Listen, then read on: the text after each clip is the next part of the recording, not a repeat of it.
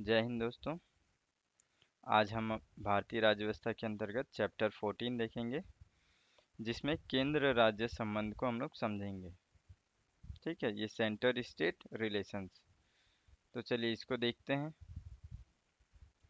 हम लोग बहुत अच्छे से जो पूरा पॉलिटी जो हमारा एम लक्ष्मीकांत का है उसको हम लोग बहुत अच्छे से फॉलो कर रहे हैं। ठीक है, तो अगर आपको और अच्छे से समझना है तो उसको बुक को भी लेकर के चलिएगा। बाकी आपका पूरा यहाँ से जितना भी नोट्स आपको बनाना है बहुत अच्छे से यहाँ से नोट्स आपका बनेगा और काफ़ी अच्छे तरीके से समझ में आएगा, क्योंकि कंटेंट केवल वहीं का नहीं है, खुद के नोट्स भी हैं और अनदर बुक से भी सारी चीज़ें, मतलब पूरा मिक्सअप है, लेकिन आपको बहुत अच्छे से इसमें समझ में आएगा। ठीक है, तो चलिए देखते हैं। केंद्र राज्य संबंध जो है, यानी कि एक सेंटर में जो सरकार है और पूरे राज्यों में जो सरकार है उनके बीच कैसा रिलेशन है, इसको हम लोग केंद्र राज्य संबंध इस चैप्टर में हम लोग समझेंगे इसको। तो देखिए, जो हमारा जो संबंध है ना, उसको संविधान में अलग तरीके से बांटा गया। जैसे इसमें हम लोग को बांटा गया है तीन तरीके से। एक तो है कि विधायी संबंध कैसा होगा केंद्र और राज्य के बीच में। ठीक है, केंद्र यानी कि जो हमारा मेन सरकार जो है भारत सरकार, उसके साथ। तो एक विधायी संबंध है, दूसरा प्रशासनिक और तीसरा वित्तीय। ठीक है, तो ये जो तीनों है ये संबंध कैसा है इसको हम लोग इसमें समझेंगे। देखिएगा, सबसे मेन इम्पोर्टेंट इसमें ये रहेगा टॉपिक कि आप ध्यान रखेंगे कि जो न्यायपालिका है वो हमेशा एकात्मक है, यानी कि उसमें कोई विभाजन नहीं है। वो पूरा हमारे जो ये संबंध है उससे पूरा अलग है। ठीक है, जो न्यायपालिका है उसका विभाजन नहीं किया गया है, वो केवल एकात्मक है। ठीक है, इसमें साथ में आपको ये ध्यान में रखना है कि जो ये केंद्र राज्य का जो संबंध है उसका जो कॉन्सेप्ट है ना, वो भारत सरकार अधिनियम 1935 से लिया गया है। उसी के आधार पे इसको इसके फॉर्मेट को बनाया गया है। तो कई बार ऐसा भी क्वेश्चन आता है, इसलिए आपको ये चीज़ ध्यान में रखना है। देखिए, एक सरकारिया आयोग है, ये क्या है, बहुत ज़्यादा क्वेश्चन में पूछता है। हम लोग जस्ट इस चैप्टर के बाद से अगले पार्ट में हम लोग देखेंगे कि जो केंद्र राज्य संबंध है उससे कैसा प्रश्न पूछा जाता है।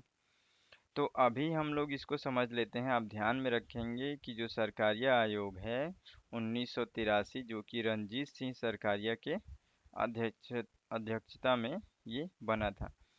तो उनका जो मेन काम था वो यही था कि जो केंद्र और राज्य के बीच में एक संबंध है, वो संबंध का जो तनाव है या फिर कोई भी ऐसा प्रॉब्लम है तो उसको कैसे सॉल्यूशन किया जाए। ठीक है, तो ये उसके बारे में ही यहाँ पे जो सरकारी आयोग है, ये जो भी रिपोर्ट देता है ये केंद्र राज्य के संबंधों से रिलेटेड ही रिपोर्ट देता है। ठीक है, और सरकारी आयोग का ये मानना था, थोड़ा सा ध्यान में रखेंगे इसको, क्योंकि कई बार इसमें सोचने में भी आसानी होता है कि सरकारी आयोग के अनुसार ये कहता है कि जो केंद्र है वो केंद्र का जो शक्ति है ना वो राज्यों से अधिक होना चाहिए, ताकि जो हमारा एक संघात्मक जो विशेषता है हमारे देश का, ठीक है, और भी बहुत सारी ऐसे जो विवाद हैं जो प्रॉब्लम है उसको मैनेज करने के लिए केंद्र को थोड़ा सा ज़्यादा शक्ति देना चाहिए। और हकीकत में हमारे संविधान में भी ऐसा ही है कि केंद्र को अधिक शक्ति मिला हुआ है। कोई भी चीज़ जैसे कि विधायी है या प्रशासनिक वित्तीय जो संबंध है उसमें भी देखेंगे, हम लोग आगे पढ़ेंगे तो, कि केंद्र को अधिक शक्ति मिला हुआ है और मिलना भी चाहिए। ठीक है, तभी हमारा जो संघ है वो हमेशा बना रहेगा। ठीक है, तो ये हम लोग को याद रखना है, सरकारिया आयोग रणजीत सिंह सरकारिया। ठीक है, चलिए अब देख लेते हैं हम लोगों का जो जो संबंध है। सबसे पहले हम लोग देखेंगे केंद्र राज्यों के मध्य विधायी संबंध। ठीक है, विधायी संबंध मतलब जितने भी कानून से रिलेटेड जो चीज़ें हैं उसको हम लोग यहाँ पे देखते हैं। ठीक है, तो देखिए, सबसे पहले आपको ये याद रखना है कि संसद जो है, संसद ये सारी चीज़ें क्या होता है, केंद्र हो गई। तो संसद क्या होगा, पूरे भारत में उसका शासन है। ठीक है, जबकि कोई राज्य रहेगा वो केवल राज्यों पर ही शासन करेगा। अगर किसी भी स्टेट का जो राज्य है, यदि छत्तीसगढ़ का कोई राज्य है तो राज्य का जो सीएम होगा वो केवल छत्तीसगढ़ के अंदर ही वो उसका शासन रहेगा। लेकिन अगर कोई केंद्र का सरकार है उसका क्या है, उसका पूरे स्टेट पर शासन रहेगा। ठीक है। देखिए, जो 7वीं अनुसूची है, हम लोग अनुसूची जब पढ़े थे उसमें देखेंगे तो जो 7वीं अनुसूची है उसी में इनके केंद्र और राज्यों के बीच जो सूचियां, जो एक विषय है, ठीक है, वो विषय बांटा गया है। राज्य सूची, ठीक है, केंद्र सूची, समवर्ती सूची जो आप देखे होंगे, वो क्या होता है, ये 7वीं अनुसूची के अंतर्गत ही है कि अलग अलग सूचियां बनी हुई हैं किस किनको क्या काम करना है। ठीक है। उसके बाद से देखिए यहाँ पे जो एक तरीके से क्या है, अब यहाँ पे आपको समझ में आएगा कि केंद्र को अधिक शक्ति कैसे मिल रहा है। यहाँ पे देखिए, राज्यसभा की घोषणा के माध्यम से जो राष्ट्रहित है, ठीक है, राष्ट्रहित में राज्य सूची के मामले में जो संसद है वो क्या है, कानून बना सकता है। तो एक तरीके से क्या होगा कि यहाँ पे विधायी संबंध में जो केंद्र है उसको इतना शक्ति है कि अगर कहीं भी राष्ट्रहित का बात आता है तो उससे रिलेटेड यदि केंद्र को कानून बनाना है किसी राज्य के लिए तो वो बना सकता है, उसके लिए संविधान में प्रावधान है। ठीक है। उसके बाद से देखिए, अंतर्राष्ट्रीय जो संधि होगा या फिर समझौते होंगे, जो भी ऐसा जो कि हमारे देश से अलग किसी भी देश के लिए, ठीक है, चाहे वो स्टेट से जुड़ा हो चाहे किसी भी चीज़ों से जुड़ा हो, वो क्या होगा, उस पर केंद्र ही रूल बनाएगा। जो भी उससे समझौता होगा वो सारा चीज़ें केंद्र से ही होगा। तो यहाँ भी केंद्र को अधिक शक्ति है। एकदम अंडरस्टैंडिंग, ये टॉपिक पूरा आपको समझना है। ठीक है। तो अच्छे से इसको समझिएगा। राष्ट्रपति शासन में भी जो संसद है उस समय राज्य सूची पर वो कानून बना सकता है यदि राष्ट्रपति शासन लागू हो उस समय। ठीक है। तो याद रखेंगे, क्योंकि राष्ट्रपति शासन लागू होता है यानी कि क्या हो गया, वहाँ पे पूरा केंद्र का प्रभाव है, तो उस समय क्या होगा, केंद्र कानून बना सकता है। देखे होंगे उसी प्रकार से यदि कोई कानून बनता है राज्य में, तो राज्य जब राज्यपाल के पास भेजती है उस कानून, उस विधेयक को, तो कई बार ऐसा होता है कि वो राज्यपाल राष्ट्रपति के लिए उस विधेयक को रख लेते हैं। हो सकता है उसमें कोई प्रॉब्लम हो या फिर जो राज्यपाल है उनको लगता होगा कि नहीं, ये जो विषय है वो राष्ट्रपति को भी इसके लिए एक बार पूछना चाहिए, तो वो क्या करेंगे, जो राज्यपाल हैं वो राष्ट्रपति के लिए उसको सुरक्षित रख लेंगे। तो यहाँ भी केंद्र का प्रभाव अधिक है। ठीक है। इन्हीं यही संबंध है। ठीक है। ये जो हम लोग जो पढ़ रहे हैं ना, यही संबंध है, इसी को हम लोग संबंध बोल रहे हैं, विधायी संबंध है ये। देखिए, आपातकाल की स्थिति में भी जो संसद है वो राज्य सूची से संबंधित जो भी कानून बनाना है वो भी शक्तियाँ उसे है कि वो बना सकती है जब आपातकाल की स्थिति हो। ठीक है। देखिए, यहाँ पे वही बात है कि जो संविधान में विधायी विषयों से जो कानून बनाने का जो अधिकार है वो केंद्र को अधिक शक्ति मिली हुई है। हम लोग ये चीज़ को भी समझ गए यहाँ पे। यदि देखिए, एक बार हम लोग जो मेन पॉइंट है उसको रिवाइज कर लेते हैं। यदि कोई ऐसा हो कि राष्ट्रहित के मामले में कानून बनाना हो, तो उस समय क्या होगा, केंद्र अधिक प्रभावी होगा और केंद्र कानून बना सकता है। पहला कंडीशन है, ये आपको याद रखना है। दूसरा, कभी भी यदि राष्ट्रीय आपातकाल हो उस समय भी केंद्र किसी राज्य के लिए या पूरे राज्य के लिए कानून बना सकता है। ठीक है। उसी प्रकार से राज्यपाल भी देखे होंगे, कई राज्यों के जो विधेयक पास होते हैं किसी कानून के लिए, तो वो राष्ट्रपति के लिए सुरक्षित रख सकते हैं। साथ ही आपको देखना है इसमें कि आपातकाल की स्थिति, कोई भी ऐसी आपातकाल की स्थिति हो, देखिए इसके पीछे लॉजिक भी है। ठीक है। अगर कोई राष्ट्रहित का मामला है तो वो केवल एक राज्य उसको कैसे हैंडल कर सकता है, पूरे राज्य का जब मामला है तो इसलिए वो केंद्र के पास जाना चाहिए, है ना लॉजिक इसमें। अब उसी प्रकार से अंतर्राष्ट्रीय संधि, अंतर्राष्ट्रीय संधि का मतलब है, अगर मान के चलो कोई समझ लो कि ब्रिटेन या फिर अमेरिका हो गया, ऐसे कोई भी देश हो गए, जर्मनी हो गए, अब ये पूरा एक देश हमसे किसी चीज़ के लिए समझौता कर रही है, वहाँ कोई एक राज्य केवल कैसे समझौता कर लेगा हमारे देश का। वहाँ पे ज़रूरत है कि इधर से भी कोई इधर से भी अपना राष्ट्र जुड़ना चाहिए। राष्ट्र तभी जुड़ेगा जब केंद्र से आदमी जुड़े, क्योंकि वो केंद्र क्या है, केंद्र हमारे पूरे राष्ट्र को मैनेज करता है, ठीक है, उस पर शासन करता है। तो ये भी लॉजिक आपको समझ में आ गया। राष्ट्रपति शासन जो है, यदि जब आप देखे होंगे इसको बहुत अच्छे से हम लोग समझेंगे आगे चल करके। राष्ट्रपति शासन में आप देखते हैं कि वहाँ पे क्या होता है कि अ, जो राज्य की जो सदन है, ठीक है, राज्य का जो विधानमंडल है वो क्या होता है उस समय निरस्त हो जाता है। तो उस समय फिर कौन कानून बनाएगा, जबकि राज्य को चलाना हर हर स्थिति में जरूरी है। तो वो लोग उस समय तो कानून नहीं बना सकते। तो ऐसी स्थिति में केंद्र को बनाएगा, कोई अनदर स्टेट तो नहीं बनाएगा। छत्तीसगढ़ में अगर ऐसा राष्ट्रपति शासन लग गया है, यहाँ की सरकार गिर गई है या फिर कोई और भी कारण है, सरकार अच्छे से मैनेज नहीं कर रही होती है, इस कारण से भी राष्ट्रपति शासन लागू हो जाता है। तो ऐसी स्थिति में यदि वहाँ पे जो विधानमंडल है वो निरस्त हो गया है, तो वहाँ पे कानून कौन बनाएगा? क्या कोई एमपी का जो सीएम है या फिर वहाँ का विधानमंडल है, क्या वो बना सकता है? या फिर महाराष्ट्र का, गुजरात का, कोई अनदर स्टेट का तो वो नहीं बना सकता है। तो वो क्या करेगा, इसलिए उस समय भी केंद्र के द्वारा सारी मैनेजमेंट की जाती है। ये भी आपको समझ में आ गया। आपातकाल की भी स्थिति ऐसी ही होती है उस समय भी। ये लॉजिक इसमें भी है कि केंद्र ही जो भी कानून बनाना है वो बनाती है। तो ये हम लोग को बहुत अच्छे से समझ में आ गया विधायी संबंध कैसा होता है। देखिए ये बहुत ज़्यादा इम्पोर्टेंट है, जो कि हो सकता है कि एम लक्ष्मीकांत में ना मिले, बहुत इधर उधर से करके जितने भी किसी भी टॉपिक से अगर कोई इम्पोर्टेंट बात होता है तो उसको मैं एक साथ कवर करने का कोशिश करता हूँ।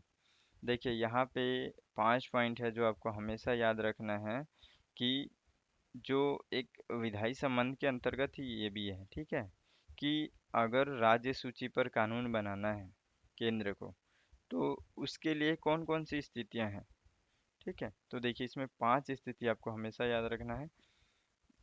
पहला होगा कि यदि राज्यसभा, राज्यसभा क्यों है, यहाँ पे लॉजिक ये है कि राज्यसभा जो होती है, एक लोकसभा एक राज्यसभा, राज्यसभा के अंतर्गत आप देखेंगे कि राज्यसभा का मतलब यही है कि सभी राज्यों से चुने हुए लोग वहाँ पे आते हैं। तो यानी कि वो क्या कर रहे हैं, सभी लोग राज्य का प्रतिनिधित्व कर रहे हैं। तो इसलिए अगर राज्यसभा जो है, जो राज्य से आई है, राज्यसभा यदि 2/3 बहुमत से किसी भी प्रस्ताव को पारित करता है, तो उससे रिलेटेड जो भी कानून है वो केंद्र बना सकता है। पहला याद रखेंगे आप, ये इस कंडीशन को याद रखेंगे। राज्यसभा यदि 2/3 बहुमत से प्रस्ताव पारित करता है तो फिर उस पे केंद्र कानून बना देगा, जिस भी कानून से रिलेटेड प्रस्ताव पारित करेंगे। राष्ट्रीय आपातकाल की स्थिति भी आप देख लिए हैं, पहले ही हम लोग पढ़ चुके थे, उसी तरीके से यहाँ पे यदि राज्य में राष्ट्रपति शासन लागू हो, सॉरी यह आपातकाल, ठीक है, ये आपातकाल की स्थिति है। और राष्ट्रपति शासन यहाँ पे, तो राष्ट्रपति शासन भी हम लोग देख चुके हैं आगे। तो यहाँ पे आप तीसरा कंडीशन भी देखिए, पहला 2/3 बहुमत किसके द्वारा, राज्यसभा के द्वारा, दूसरा आपातकाल की स्थिति में, और तीसरा राष्ट्रपति शासन के समय। और चौथा देखिए अंतर्राष्ट्रीय समझौता, जो कि हम लोग अभी जस्ट पहले पढ़े हैं। इसको मैं एक बार और फोकस पॉइंट में इसलिए रखा हूँ क्योंकि हम लोग नॉर्मली जब पढ़ते जा रहे हैं तो हो सकता है आपको क्लियर ना हो, लेकिन यहाँ पे अब आपको बहुत अच्छे से क्लियर हो गया।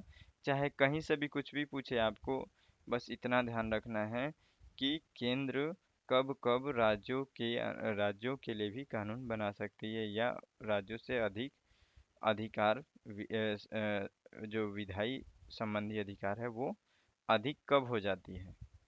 तो ये आप 5 पॉइंट को बहुत अच्छे से ध्यान में रखेंगे, ठीक है। चौथा ये अंतर्राष्ट्रीय समझौते जो है, उसके बाद से देखिए एक कानून ये भी है कि अगर राज्य का जो विधानमंडल है वो अगर प्रस्ताव पारित करता है कि संसद को या केंद्र को इस विषय पे कानून बनाना चाहिए, यदि किसी राज्य को लग रहा है कि हाँ ये जो कानून है इसको थोड़ा और केंद्र से ये बनना चाहिए, तो वो लोग अगर ऐसा प्रस्ताव पारित करेंगे, यानी कि एग्जाम्पल के लिए कोई राज्य का विधानमंडल वो चाहता है, यानी कि प्रस्ताव पारित करना मतलब वो चाह रहा है कि ये जो कानून है उससे रिलेटेड जो भी नियम बनाने हैं वो केंद्र को बनाना चाहिए।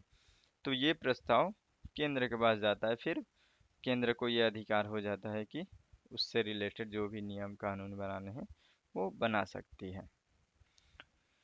तो ये आपको 5 पॉइंट बहुत अच्छे से क्लियर हो गया विधायी संबंध के मामले में, ठीक है। देखिए अब हम देखेंगे केंद्र और राज्यों के मध्य प्रशासनिक संबंध। प्रशासन यानी कि उसको गवर्न करना, ठीक है, एक तरीके से गवर्निंग करना। तो यहाँ पे जो है ये इसलिए है क्योंकि इनका जो कार्यपालिका है, यानी कि जितने भी अब वर्क है, पहला तो कानून बनाए, विधायी संबंध मतलब कानून बनाना। अब दूसरा उसमें प्रशासन करना। तो प्रशासन के मामले में जो केंद्र है और जो राज्य हैं उनके मध्य क्या संबंध हो सकता है, उसको हम लोग यहाँ पे देखेंगे, ठीक है। तो पहला हम लोग विधायी संबंध देख रहे हैं, दूसरा अब हम लोग प्रशासनिक संबंध देख रहे हैं। देखिए यहाँ पे याद रखेंगे कि जो केंद्र है वो हमेशा पूरे राज्यों को ध्यान में रखता है, ठीक है। तो अगर केंद्र कोई भी कानून बनाएगा पूरे राज्यों के लिए, ठीक है, तो उसका जो पूरा मैनेजमेंट है वो केंद्र करेगा, ठीक है।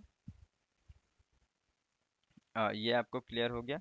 उसके बाद से यदि मान के चलो कि राज्य यदि ये नॉर्मल है ना, आप भी समझ रहे होंगे कि यदि राज्य ही कानून बना रहा है तो उस पर राज्य ही शासन करेगा, ठीक है। समवर्ती सूची में आप देखेंगे, ठीक है, ये समवर्ती सूची में देखेंगे कि ज़्यादातर कंडीशन में एक तो पहला तो कंडीशन ये है कि दोनों राज्य और केंद्र दोनों मिलकर के बना लेते हैं। कई बार यदि केंद्र ही उस पे कानून बनाता है तो भी लगभग ये होता है कि अ, जो राज्य है, अगर किसी राज्य में कानून बन रहा है तो वो राज्य ही उस पर शासन करता है। ज़्यादातर स्थिति ऐसे ही होती है। बाकी जो समर्थित सूची में जो जो कानून है बनाना है, जो विषय हैं मैं आगे बताऊंगा आपको, विषय क्या क्या विषय हो सकते हैं उसमें, काफ़ी इंपॉर्टेंट रहता है, उसको थोड़ा सा रट के या फिर जैसे भी आप चाहें ध्यान में रखेंगे, लॉजिक उसमें भी है, आप उसको थोड़ा सा समझ लेंगे तो क्लियर हो जाएगा। तो देखिए समवर्ती सूची में आप, समवर्ती सूची का मतलब ये है कि वो क्या है, ऐसा विषय है जिसमें राज्य भी कानून बना सकती है और केंद्र भी, ठीक है। तो ऐसा स्थिति में तो ये तो ठीक है कि हाँ दोनों मिल करके बना सकते हैं, लेकिन ज़्यादातर जो शासन है वो राज्य करता है, बस इतना आपको ध्यान में रखना है। उसके बाद से जो केंद्र का प्रशासनिक शक्ति है, यहाँ पे जो केंद्र का प्रशासनिक ये हम लोग देख चुके हैं फर्स्ट में ही, ठीक है, कि यदि केंद्र का जो भी प्रशासनिक शक्ति, यानी कि बात यही है कि केंद्र चाहे तो वो पूरे देश में भी उसका शासन रहेगा, जो भी प्रशासन यदि करना है वो, जबकि राज्य का केवल राज्य में रहेगा। देखिए यहाँ पे क्या है कि यदि राष्ट्रपति चाहते हैं, ठीक है, कि किसी राज्य के अधिकारी को केंद्र में रखा जाए या फिर केंद्र के अधिकारी को राज्य में रखा जाए, वो भी पॉसिबल है, वो भी कर सकते हैं। जैसे कि एग्जाम्पल के लिए आप देखे होंगे कि जो अखिल भारतीय सेवा, यानी कि जितने भी हम लोग आईएएस आईपीएस, ये सारी जो पद हैं, ठीक है, ये सब क्या होते हैं, इनका पूरा सेंटर, इनका पूरा प्रशिक्षण वगैरह सारी चीज़ें करता है, अपॉइंट भी करता है। लेकिन वो लोग क्या होते हैं, राज्य में जा कर के, अनदर अलग अलग राज्य में जा कर के वहाँ पे काम करते हैं। तो इसका क्या मतलब हुआ, इसका मतलब ये हुआ कि यदि केंद्र चाहता है तो वो क्या कर सकता है, किसी भी ऐसे प्रशासनिक व्यक्ति को राज्य में वहाँ पे उनका प्रशासन संभालने के लिए या फिर वहाँ काम करने के लिए भेज सकता है। उसी तरीके से यदि केंद्र चाहे तो राज्य के व्यक्ति को केंद्र में रख सकता है। ये यहाँ पे ये बात है, ठीक है। अंतर्राज्यीय नदी जल विवाद जो है, ये आपको ध्यान में रखेंगे कि जो हम लोग इसको भी देखेंगे अच्छे से। अंतर्राज्यीय नदी जो विवाद है उस पे भी कोई भी ऐसा प्रॉब्लम लगभग होते ही रहता है, तो उससे रिलेटेड जो भी प्रॉब्लम है वो जो केंद्र है उसको ये सकती है कि वो उस पे कानून बना सकती है उसके प्रॉब्लम को सॉल्व करने के लिए, ठीक है। और अंतर्राज्यीय परिषद, इसको भी हम लोग बहुत अच्छे से देखेंगे। ठीक है, अगले पार्ट में इसको देख लेंगे हम लोग। तो उससे संबंध में जो भी कानून बनाना है वो केंद्र को शक्ति प्राप्त है। ठीक है, प्रशासनिक संबंध हो गया। अब वित्तीय संबंध, देखिए यहाँ पे भी है कि वित्तीय संबंध का भी जो मूल आधार है वो वही है। ठीक है, भारत शासन अधिनियम 1935। ठीक, जिसमें कि हमेशा केंद्र को अधिक मजबूत रखने की कोशिश किया गया, ये हम लोग जान रहे हैं बहुत अच्छे से। तो अब वित्तीय संबंध कैसा है उनका, वित्तीय जो राज्यों के मध्य जो है, केंद्र और राज्यों के मध्य वित्तीय संबंध अब कैसा है उसको देख रहे हैं हम लोग। देखिए इसमें क्या है कि जो 7वीं अनुसूची में जो केंद्र और राज्यों के बीच में जो कराधान वगैरह, जो वित्तीय का मतलब समझ रहे हैं आप, इकोनॉमी से रिलेटेड सारी बातें होंगी इसमें। तो कराधान का जो अ, व्यवस्था है, ठीक है, उसमें उसमें भी जो 7वीं अनुसूची है उसमें उसके अंतर्गत सारी चीज़ें लिखी हुई हैं अलग से कि किनका कितना कराधान का जो काम रहेगा, वो सारी चीज़ें 7वीं अनुसूची में आपको लिखा हुआ है। ठीक है, तो ये यहाँ पे आपको ध्यान में रखना है कि जो 7वीं अनुसूची है वो, उसमें कराधान की भी क्योंकि अब सारी चीज़ें विषय अलग अलग हैं, तो विषय से रिलेटेड जो भी काम है उसको भी उसमें बांटा गया है। लेकिन जो परफेक्टली निश्चित नहीं है कोई भी ऐसा। ठीक है, जैसे कि केंद्र राज्यों की जो हिस्सेदारी है वो स्थायी रूप से निश्चित नहीं है, ये भी आपको ध्यान में रखना है। यानी कि अगर किसी चीज़ पे कर लगाना है तो वो कंफर्म राज्य ही लगाएगा या फिर केंद्र ही लगाएगा, ऐसा नहीं है। ठीक है, वो निश्चित नहीं है। उसके लिए हर 5 सालों में वित्तीय आयोग का, जो ये वित्त आयोग है, उसका गठन किया जाता है। वो फिर केंद्र राज्य के बीच में कितना किसके लिए कराधान का व्यवस्था निर्धारण करना है वो डिसाइड करता है। ठीक है, तो वित्त आयोग यहाँ पे मेन यहाँ पे काम करता है कराधान के लिए। ठीक है, यानी कि टैक्सेस वगैरह जो भी हम लोग पे करते हैं वो सारी चीज़ें वित्त आयोग उसका व्यवस्था करता है। ठीक, देखिए हमारे संविधान के द्वारा कराधान संबंधी अवशिष्ट शक्तियाँ केंद्र को दी गई है। यहाँ पे थोड़ा सा इसका बेसिक समझ लेंगे कि जो केंद्र को जो अवशिष्ट शक्तियाँ मिली हुई है, इसका क्या मतलब है, अवशिष्ट शक्तियाँ का क्या मतलब है। देखिए अवशिष्ट शक्ति का मतलब कि यहाँ पे बेसिक ध्यान में रखेंगे, बेसिक पॉइंट ये है कि मान लो ऐसा कोई विषय है, ठीक है, जो कि ना ही राज्य के लिस्ट में है। ठीक है, ऐसा कोई भी सामने ऐसा कोई भी चीज़ आता है जिसको अभी तक लिस्ट में नहीं रखा गया है। तो ऐसी कोई भी स्थिति कोई भी ऐसा जो टॉपिक है वो किस, मान लो कि अभी जैसे कोई नया किसी चीज़ पे टैक्स लगा रहे हैं, लेकिन वो तो ये नहीं पता हमको, क्योंकि ये जो संविधान में लिखा नहीं है जो नया चीज़ जिस पे टैक्स लगाना है, उस संविधान में तो अभी लिखा नहीं है कि राज्य सूची में रहेगा या समवर्ती सूची में रहेगा या केंद्र की सूची में रहेगा।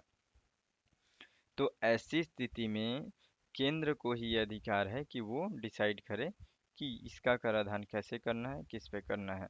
तो ये जो शक्ति है वो उसी को हम लोग केंद्र की अवशिष्ट शक्ति के रूप में जानते हैं। जैसे कि देखिए उपहार कर जो है और संपदा कर, व्यय कर, ये जो है अवशिष्ट शक्तियाँ, यानी कि इस पे केंद्र ही कराधान का पूरा व्यवस्था करता है।